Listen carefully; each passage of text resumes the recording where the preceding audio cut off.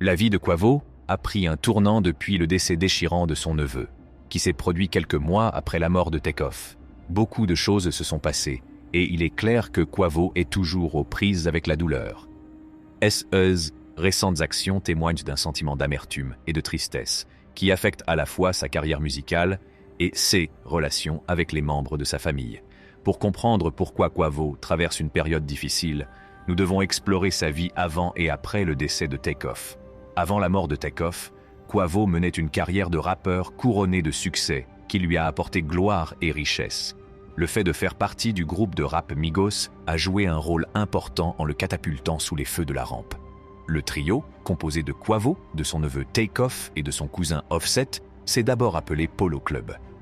Ils l'ont ensuite changé en Migos, inspiré par l'expression « les trois amigos ». En 2008, le trio composé de Quavo, Takeoff et Offset, qui sont des membres de la famille, s'associe pour créer un groupe de rap. Ce n'est qu'en 2013 qu'ils se sont véritablement imposés sur la scène hip-hop. Leur single Versace a marqué un tournant, atteignant la 99e place du classement américain Billboard Hot 100. Cette chanson a attiré encore plus l'attention lorsque le rappeur Drake l'a remixée l'année suivante en l'interprétant lors du festival de musique iHeartRadio 2013.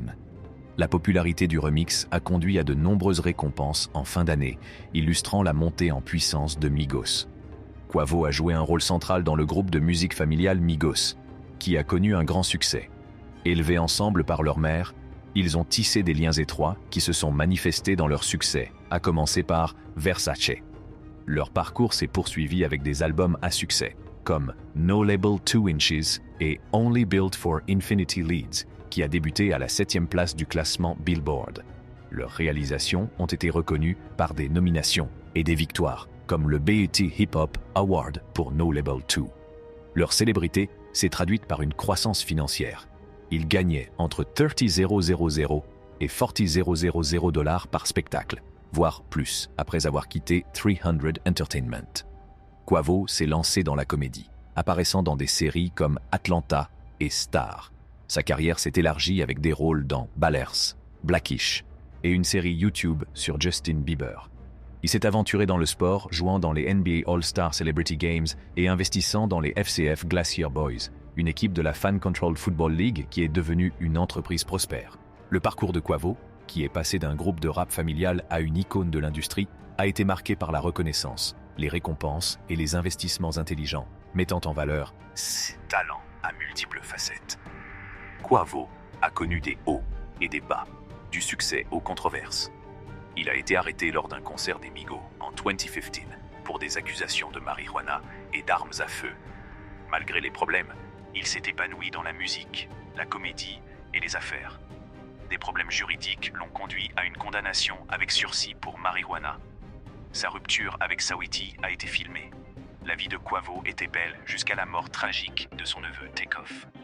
Takeoff, connu pour son calme, était souvent impliqué dans des conflits impliquant les Migos.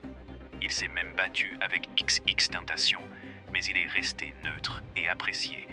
La vie de Takeoff a pris un tournant tragique le 1R novembre 2022.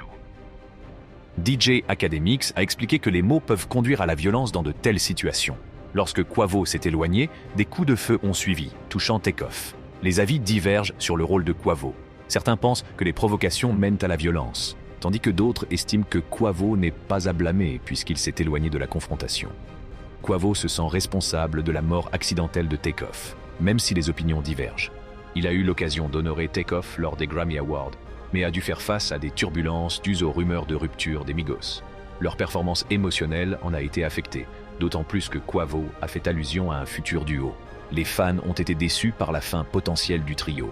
Le décès de Takeoff a profondément affecté la communauté hip-hop et les membres de Migos ont exprimé leur chagrin. L'apparition d'Offset dans les coulisses des Grammys a suscité la controverse, reflétant les interrogations passées sur son soutien à Takeoff. Cela fait écho à un incident précédent, lorsque Jay Prince avait remis en question la loyauté d'Offset envers Takeoff lorsqu'il était en vie. Juste avant la performance de Quavo aux Grammy Awards, une bagarre aurait éclaté entre lui et Offset. Les organisateurs voulaient qu'Offset se joigne à Quavo pour l'hommage, mais Quavo voulait se produire seul, puisque c'était sa chanson. Il y a eu une brève bagarre et ils ont été séparés. Quavo s'est finalement produit avec un groupe de gospel, tandis qu'Offset a été escorté par la sécurité. Offset a démenti les rumeurs de bagarre sur les médias sociaux, mais les images vidéo suggèrent le contraire. On peut entendre Cardi B les réprimander. Quavo n'a pas parlé de l'incident, ce qui indique qu'il est peut-être encore bouleversé par la mort d'un membre de leur famille. Le refus de Quavo de se produire avec Offset laisse entrevoir des conflits familiaux persistants. Malgré la tentative d'Offset de se réconcilier en se produisant, Quavo n'a pas accepté le geste, peut-être à cause de sa propre douleur. Les fans espéraient une sortie musicale commune, mais cela reste incertain compte tenu des tensions familiales. Les chances de réconciliation semblent désormais peu probables, les fans ayant accepté la réalité que les groupes de rap ne durent souvent pas éternellement, comme Onyx et Outkast. La querelle actuelle entre Quavo et Offset met en lumière la vie après le décès de Takeoff. Des rumeurs circulent, suggérant que la récente attaque de Quavo contre Offset est due à un nouveau tatouage. Mais d'où vient cette querelle ? Peut-être qu'une femme était impliquée. Tout a commencé lorsque Offset a tweeté qu'il était plus performant lorsqu'il était sous-estimé. Quelques jours plus tard, Quavo et Takeoff ont recréé une photo d'enfance sur Instagram pour promouvoir une nouvelle chanson. Les rumeurs se sont intensifiées avec le hit single de Quavo et Takeoff, Hotel Lobby, suivi par Offset, qui les a unfollowés sur les médias sociaux, tout comme Cardi B, sa femme, qui a fait de même. Quavo a également supprimé le suivi d'Offset et de Cardi. Quant à Takeoff, il est resté neutre. D'abord considéré comme un coup de pub, il est devenu évident que le groupe se séparait après avoir annulé une performance au Governor's Ball à New York. C'était inhabituel dans l'industrie, et cela a soulevé des questions sur leur projet à venir.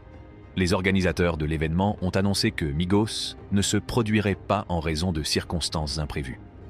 L'emploi du temps chargé de Quavo au cinéma a conduit les fans à penser que le groupe s'était séparé, alors que la véritable raison était différente.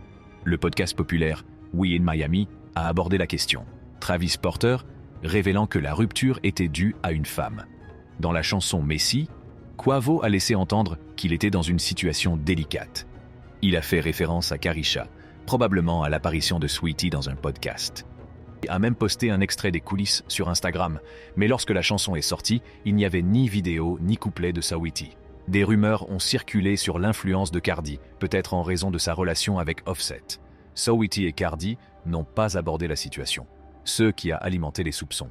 Au milieu de tout cela, Fredro Starr d'Onyx a laissé entendre que Cardi B était la cause de la rupture des Migos. Il a révélé dans une interview que les engagements d'Offset envers sa famille et Cardi pourraient avoir conduit à la séparation du groupe.